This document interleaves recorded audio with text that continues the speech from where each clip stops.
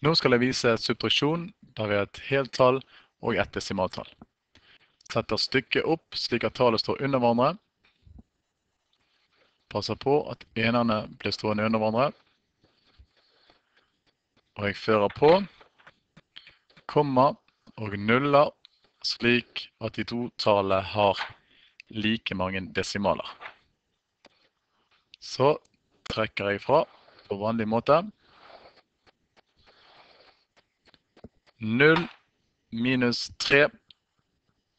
Det går ikke. Jeg må låne av naboen. Naboen har ingenting å låne. Går videre til neste.